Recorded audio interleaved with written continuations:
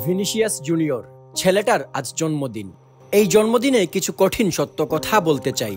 শুরুতেই চলুন একটু পেছনে চলে যাওয়া যাক। কথায় আছে মর্নিং শোজ দ্য ডে। আমাদের গ্রামের ভাষায় বলতে হয় হাঁটুর উপরে পশম ওঠার আগেই বোঝা যায় কে কেমন হবে আর না হবে। ভিনিসিয়াস যেন সেই কথাকেই সত্য প্রমাণ করলেন ছোট্ট বয়সেই। 2005-06 মৌসুমে ছোট্ট ভিনিসিয়াসকে তার বাবা এনে ভর্তি করিয়ে দিলেন ফ্লামেঙ্গোতে। কারণ বাবার স্বপ্ন ছেলে একদিন একজন বড় ফুটবলার হবে। বলা বাহুল্য, পৃথিবীর বিভিন্ন দেশে সন্তান জন্ম নেবার পর মা বাবা যেমন ভাবে আমার সন্তান ডাক্তার হবে, আমার সন্তান ইঞ্জিনিয়ার হবে, ব্রাজিলে তেমন করেই মায়েরা ভাবে তার সন্তান একজন ফুটবলার হবে। আর সেই ভাবনা থেকেই ভিনির জায়গা হলো ফুটবল ক্লাবে। 2017 সালের দিকে ফ্লামেঙ্গোর মূল দলে অভিষেক হয় ভিনির। এরপর শুরু হয় তার চমক। দুর্দান্ত খেলে তিনি নজর কাড়েন সারা বিশ্বের। অবস্থা এমন হয় যে সারা বিশ্বের বড় বড় ক্লাবগুলো তার পেছনে টাকার বস্তা নিয়ে পড়ে থাকে।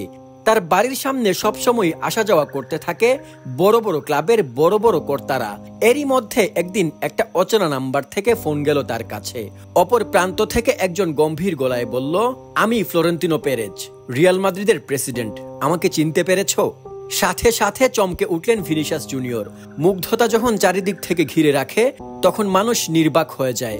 সে আর বলার মতো কোনো কথা খুঁজে পায় না। ভিনিসিয়াসও সেদিন কিছুক্ষণের জন্য নির্বাক হয়ে রইলেন। দীর্ঘক্ষণের নীরবতা ভাঙল যখন অপর প্রান্তের ভারী কণ্ঠ আবার বলল, হ্যালো। এবার তিনি নিজেকে দ্রুত সামলে নিলেন আর বললেন, ইয়েস মিস্টার প্রেসিডেন্ট, আমি আপনাকে চিনতে পেরেছি। ফ্লোরেন্তিনো পেরেজ খুব বেশি কথা বলেন না। তিনি অল্পতেই বললেন, শুনলাম তোমার কাছে নাকি অনেকেই টাকা পয়সার বহর নিয়ে আসছে তোমাকে তাদের দলে নিতে। আমি তোমাকে একটা ছোট্ট প্রশ্ন করতে চাই, তুমি কি চাও, টাকা নাকি গ্লোরি, নাকি দুইটাই একসাথে? ভিনিসিয়াস বললেন, টাকা চাই, তার সাথে গ্লোরিটাও লাগবে। ফ্লোরেন্তিনো পেরেজ বললেন, তাহলে এই দুই জিনিস একসাথে মাদ্রিদ ছাড়া আর কোথাও পাওয়া যায় না। সেদিনের পর আর কথা বলার দরকার পড়েনি। রিয়াল মাদ্রিদ তার বাকি কাজ সেরে ফেলে ফ্লামেঙ্গোর সাথে কথা বলে। 45 মিলিয়নে এক লিকলিকে গড়নের ছেলে আসে স্পেনের রাজধানী মাদ্রিদে, কিন্তু এখানে এসে কোনোভাবেই খাপ খাইয়ে নিতে পারে না। মাঝে মাঝে সুযোগ পায়, ভালো ড্রিবলিং করে, কিন্তু ফিনিশিং এ গেলে আকাশের দিকে বল উড়িয়ে মারে। দিনে দিনে তার প্রতি মানুষের আস্থা হারাতে থাকলো। অবস্থা এমন খারাপ হলো যে দলের সেরা তারকা করিম বেনজেমা তার সতীর্থদের বললেন, তোমরা আর যাই করো, ভিনির কাছে বল পাস দিও না। সে আমাদের হয়ে খেলে না, খেলে আমাদের প্রতিপক্ষের হয়ে।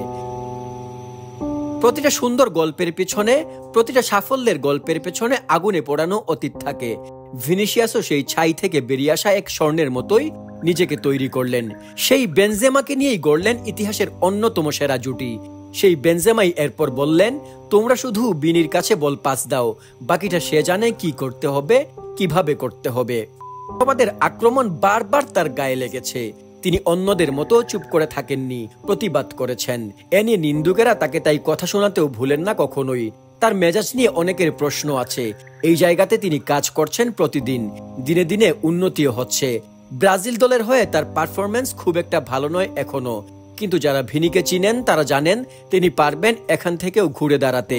এবারের ভ্যালন্ডিয়ারের অন্যতম কম্পিটিটর ভিনি হয়তো জিতেও যেতে পারেন। একদম শূন্য থেকে সাফল্যের চূড়ায় উঠে আসতে ভিনির যে পরিমাণ কষ্ট হয়েছে তা সবাই জানে। মানুষ যা জানে না তা হলো এর পেছনের গল্প।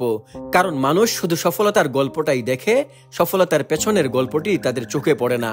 শুভ জন্মদিন ভিনিসিয়াস জুনিয়র, এগিয়ে যাও, ব্রাজিলিয়ানদের নয়নমণি যে তুমি।